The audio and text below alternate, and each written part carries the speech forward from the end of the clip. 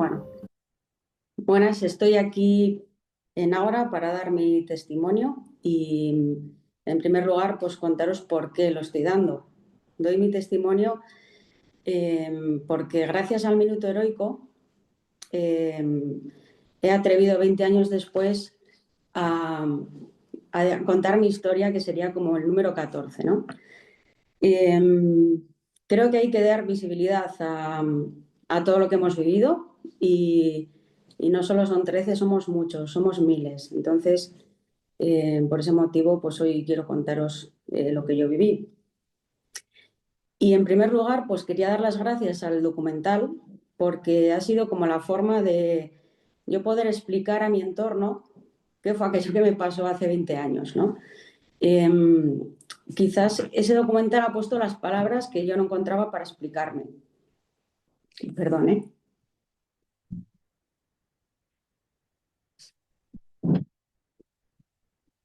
Bueno, pues vamos con ello, vamos con el testimonio.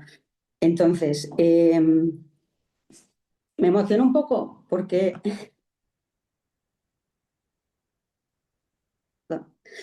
mm, por primera vez eh, he sentido que aquello que me pasó a mí no fue un hecho aislado. O sea, que somos muchos y, y te sientes comprendido, te sientes identificado y te sientes pues uno más.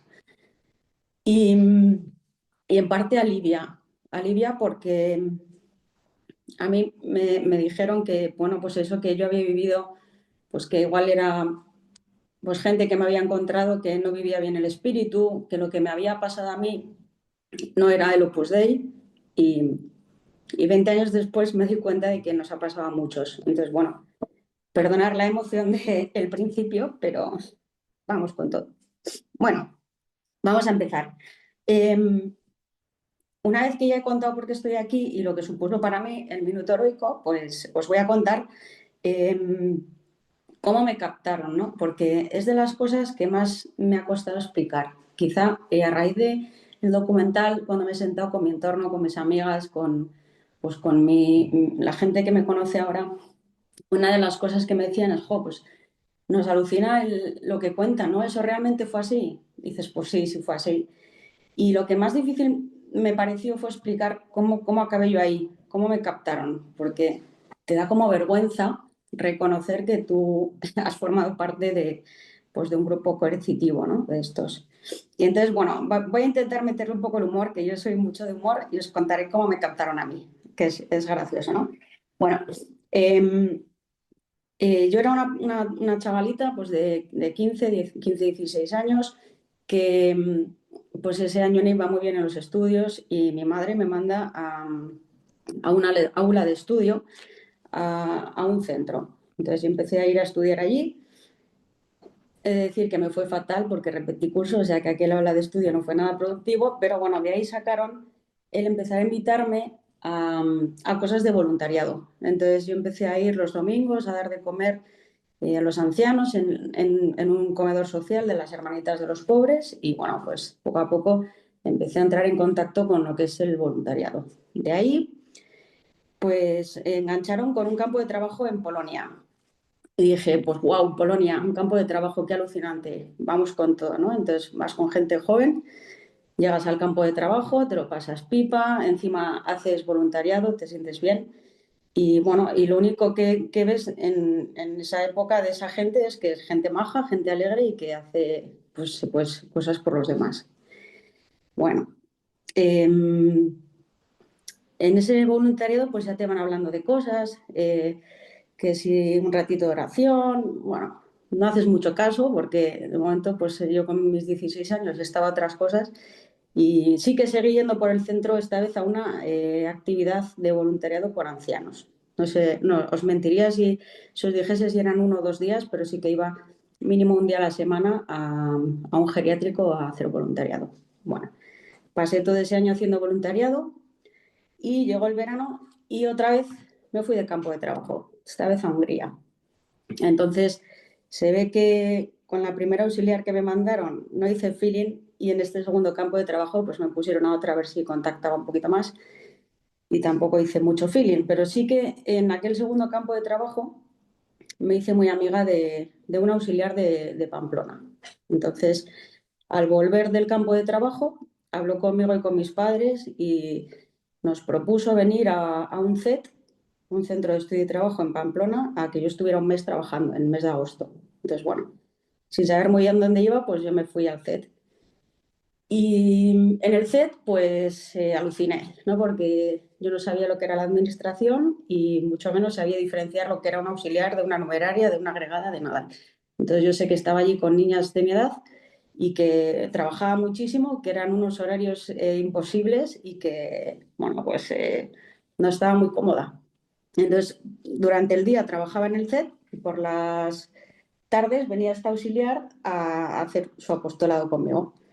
Entonces, bueno, pues ahí fui poco a poco introduciéndome en lo que era la dirección espiritual, un poquito el plan de vida y ya empecé el curso en el colegio.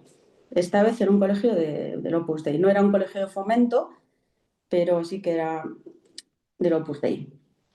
Y cuando empecé en ese colegio sí que me empezaron ya a plantear más en serio los medios de formación. Empecé a ir a un círculo, entre medias hacía excursiones, planes divertidos, seguía con el voluntariado y aparte del círculo, esporádicamente pues iba a alguna meditación y sí que empezaron a hablarme un poco sobre lo que era la vocación. Pues ya lo que, lo que les costó 2 campos de trabajo y un año entero de voluntariado se convirtió en unos meses en acoso y derribo sobre la vocación, ¿no? A plantearme si yo no veía mi vocación, que Dios me estaba pidiendo algo, que tenía que ser generosa, que pues todo era un agobio, ¿no? Entonces yo recuerdo con mis 16 años llegar a casa todos los días súper agobiada, estresada, con ganas de llorar y todo esto sin podérselo contar a nadie porque además te dejaba muy claro que, claro, esos barruntos pues eran de uno y que uno solo los tenía que decidir, ¿no? Entonces, bueno, en ese tiempo recuerdo muchísima presión y que yo no contaba nada en mi casa, ni a mis padres, ni a mis hermanos, ni a nadie. Entonces, bueno, eh, recuerdo que la numeraria que me llevaba en la dirección espiritual se fue a un curso de retiro y desde el centro montaron una excursión a donde estaba ella para que ella siguiese martillo pilón con el tema de la vocación, ¿no? Entonces, pues llegas a un punto en el que estás entre la espada y la pared y que estás ahí diciendo, bueno, pues si Dios me pide algo, me estoy resistiendo, tampoco me encuentro bien, eh, pues dices, bueno, pues va, pues sí, pues igual es que sí que tengo vocación. Entonces, venga, pues sí, le digo que sí a Dios, ¿no? Y, y en ese decirle que sí a Dios, cuando tú vas al centro y le dices, oye, pues que sí, que digo que sí a Dios, tú no sabes a lo que estás diciendo que sí. Tú dices que sí, que te entregas y no sabes qué consecuencias tienen esas palabras, ¿no? De hecho, yo fui al centro y cuando fui a escribir la carta me senté allí con la directora y, y la directora me dijo, bueno, entonces pides la admisión como numerario auxiliar, ¿no? Y dije, pues sí, pues como numerario auxiliar, porque tampoco conocía yo otra cosa. Y ese día que estás diciendo que sí, pues de repente es verdad que notas mucho alivio. Y notas alivio porque dices, bueno, pues ya está, se acabó esta presión. Porque tú en realidad pues no quieres decir que no a Dios, le dices que sí, pero no eres muy consciente de lo que está suponiendo esa carta, ¿no? Entonces, bueno, pues ahí empezó mi captación. Entonces, el día que escribí la carta, sí que me sentía aliviada, sentía alegría y bueno, pues tampoco cambió gran cosa mi rutina, porque yo seguía yendo al colegio, seguía viviendo con mis padres, seguía haciendo el mini plan de vida que tenía, incorporando las preces en latín que me parecían muy difíciles, pero bueno, ahí estaba. Entonces, bueno, pues eso, en esos primeros meses pues crees que eres feliz, pero sí es verdad que te queda como la cosa de que tú estás ocultando eso a tus padres, que tú no les has contado eso que has decidido, ¿no? Y bueno, pues en ese momento tampoco eres consciente que estás dejando de hacer cosas que corresponden a tu edad, porque las primeras cosas que me costaron fue que yo tuve que dejar de salir con las amigas que tenía, porque me decían que, pues, que no era buena influencia, sí que tuve que modificar un poco en parte igual pues hasta mi forma de vestir. Bueno, vas haciendo como pequeños retoques que no eres consciente y vas entrando un poco pues por el aro de lo que te piden. Entonces, pues hasta aquí lo que fue mi captación, ¿no? Bueno, una vez que ya estaba dentro, pues hice una vida más o menos normal, yendo al colegio, las normas, y sí que es verdad que eh, en mi apostolado pues sí que conseguí que una amiga mía pitase, que por cierto está fuera también ya, cosa que me alivia porque siempre te queda la cosa, ¿no? De cuando sales y ves lo que ha supuesto esto de traumático en tu vida, pues te arrepientes de haber colaborado en haber llevado gente. Pero bueno, la única que metí yo ya está fuera. Así que no la nombraré, pero las dos estamos felices. Bueno, entonces, voy a seguir. No sé por dónde. Bueno, mi vida no cambió mucho hasta que de repente, eh, bueno, sí que fui al primer curso anual. En el primer curso anual en Torre Ciudad me tocó hacer la oblación con gran solemnidad allí. Y bueno, tampoco noté un gran cambio en esa incorporación. El cambio gordo vino cuando de repente terminó el bachillerato, hago la selectividad y me dicen que me tengo que ir al centro de estudios. Y eso de irte al centro de estudios, pues dices, ¿esto qué es? Y es el momento en el que pues ya te vas de casa y abandonas un poco no, abandonas a tu familia, ¿no? Entonces, bueno, yo ahí sí que tenía claro que iba a estudiar una carrera y era algo impepinable para mis padres también. Entonces, dentro de que yo quería estudiar una carrera, buscaron pues, algún sitio donde estuviera esa carrera y donde hubiera también un centro de estudios. Y me fui pues a la otra punta de España. Bueno, en el momento de irme al centro de estudios, sí que le tuve que contar a mis padres lo que había pasado, lo que había hecho yo. Y bueno, fue un cisma familiar, ¿no? Porque mi padre era reacio, no entendía nada y bueno, pues sus palabras textuales fueron: si te vas de casa, para mí te has muerto, ¿no? Y bueno, con ese ánimo me marché. Todo esto lo supieron siempre, porque yo siempre he sido muy sincera y he hablado del problema que suponía en mi familia mi vocación, pero la respuesta siempre era igual. Si tú eres fiel, tu familia se va a arreglar. Si tú perseveras, los problemas de tu familia se van a solucionar. Entonces, imaginaros la carga que supone para una persona de 16 años, 17 años, que se va de casa y encima se va con el encargo de prospera, que si tú eres fiel, tu familia se va a arreglar, ¿no? Y eso fue mentira, no se arregló. Os he hecho un spoiler, pero no se arregló. Bueno, entonces yo me fui a muchísimos kilómetros de distancia. Empecé allí mi carrera y empecé en un sitio a vivir que se llama El Pedroso. Este es el único nombre que sí que voy a dar porque El Pedroso tenía un refrán entre las escritas de aquella época. Y el refrán era el siguiente: Madre del amor hermoso, líbrame de ir al Pedroso. Pues ahí al Pedroso fui yo. Entonces llegué a una ciudad nueva, eh, sola, porque en mi año no hubo más incorporaciones en ese centro de estudios. Y ahí empecé a vivir, pues con la pena de cómo me había ido en mi casa, sin hablarme con mi padre y con el sufrimiento que sabía que le dejaba a mi madre en casa. Y con todo esto, pues hice lo que pude allí, ¿no? Bueno, entonces, ¿cómo sigo? Cuando estaba allí, una de las primeras cosas que me llamó la atención al poco de llegar, no sé decir si fue el primer mes o el segundo, la subdirectora, la secretaria, perdón, me llevó al banco, creo que era el Banco Pastor, allí, en la ciudad en la que estaba, a solicitar un préstamo para mis estudios. Cosa que yo en aquel momento pregunté y no entendía porque mis padres, a pesar de que mi padre me había dejado de hablar, mis padres siempre se hicieron cargo de mi carrera, de pagar todos mis estudios, la matrícula, incluso pagaban todos los extraordinarios que tuviese yo. Si tenía que ir a algún médico, alguna prueba, mi madre siempre me enviaba el dinero. Bueno, no solo me enviaba el dinero siempre mi madre, sino que a escondidas de mi padre me enviaba mensualmente 300 euros.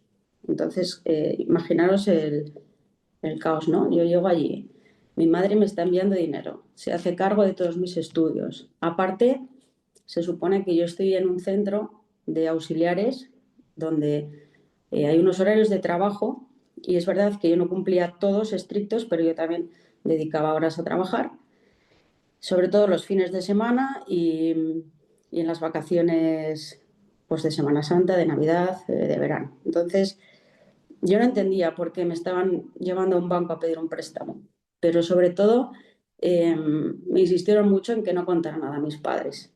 Y nuevamente, pues no conté. Cuando yo preguntaba me decían, ¿qué pasa? ¿Que tú no sabes obedecer? Esta práctica constituye una forma moderna de servidumbre por deudas. Es una violación directa del Convenio 29 de la Organización Internacional del Trabajo, que prohíbe toda forma de trabajo forzoso. Además, infringe el Convenio 95 de la OIT, que exige que el salario sea pagado directamente al trabajador, en dinero y sin imposición de deudas o pagos por manutención. Nada de eso se respetó aquí. En España, el Estatuto de los Trabajadores vigente ya esos años también era claro. Todo trabajo debe ser remunerado y el salario debe ser pagado, en forma personal y directa. Este no es un caso de voluntariado, no es una entrega libre. Aquí hubo coacción económica, explotación laboral encubierta y omisión sistemática del pago debido por un trabajo que generaba ingresos. Que una organización religiosa obligue a una joven a endeudarse para poder seguir trabajando sin sueldo constituye no solo un abuso moral, sino una violación de derechos humanos. Entonces, con esa frase se acababa todo, ¿no? Y fui al banco, pedí aquel préstamo y sí que tenía yo el agobio de decir, bueno, ¿y yo cómo voy a devolver esto? Entonces la secretaria, con todo su paz, me dijo, no, no te preocupes que cuando tú empieces a trabajar, esto se va a devolver, como si fuese a devolverse por arte de magia, ¿no? Pues bueno, eso sí que fue una de las primeras cosas que me llamó la atención, porque hasta hace 20 años, hasta hace 2 días, perdón, 20 años después, no he tenido el valor de recuperar todos los documentos de aquel préstamo para saber por qué lo pedí, o sea, por qué me hicieron pedirlo y dónde fue ese dinero. Una incógnita a día de hoy. Que luego os contaré porque he ido haciendo investigaciones. Pero bueno, vamos a ir contando, pues no sé, anécdotas de lo que fue mi vida en el centro de estudios, que no fue un camino de rosas, por cierto. Bueno, al poco de llegar allí, fallece mi abuelo en diciembre. Entonces, primer palazo, no me dejan ir al funeral. Me dicen, no, no puedes ir al funeral. El argumentario que me dieron era, estás en exámenes, tienes mañana un examen. Bueno, yo podía haber prescindido de ese examen, porque para mí era más importante mi abuelo. Lo que había detrás de eso me imagino que era pues seguir apartándome de mi familia y alejarme de mi padre, pues porque en este caso mi padre era un ogro para ellas. Entonces no me dejaron ir al funeral y recuerdo pues muchísima tristeza, muchísima amargura y fue la única vez que a mí me han dado una pastilla para dormir ese día. Me imagino que pues para sobrellevar, no sé si el dolor o el llanto natural de lo que es perder a un abuelo a muchos kilómetros de distancia. Y, y bueno, también llegaron a decirme, que esto me imagino que lo habréis oído, que llorar era un acto de vanidad, ¿no? Que era como intentar ser el protagonista, o sea, desvirtuado totalmente, ¿no? Uno llora porque siente dolor, porque ha perdido un ser querido, pero bueno. Junto con esta anécdota de el no ir al funeral, os contaré otra que también recordé hace poco sobre un reloj. Bueno, voy a hacer un parón, un momento. Vale. Bueno, mi madre, al poco de fallecer mi abuelo, me envió los recordatorios del funeral y, ojo, bueno, retomo la anécdota del reloj que me parece curiosa. Bueno, cuando mi abuelo falleció, mi madre me mandó al centro donde estaba los recordatorios de la muerte y me mandó su reloj, el reloj que había usado él. Y bueno, yo recibí el reloj y sí que le comenté a la directora pues que para mí tenía un valor sentimental y que quería quedármelo. Y bueno, me dijeron que no, que eso era entrega y que me iba a hacer más libre estar desapegada de esas cosas. Entonces me desapareció el reloj. Vale. Tampoco tuve la oportunidad de devolvérselo a mi madre, que a lo mejor me hubiese gustado tenerlo a ella.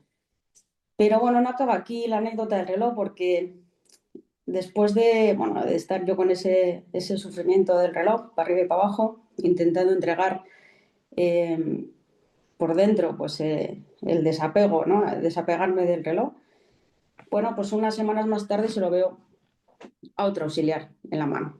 Entonces, no os podéis imaginar el dolor que es ver todos los días a esa pobre que no tiene culpa de nada, porque igual necesitaba un reloj y le dieron el mío.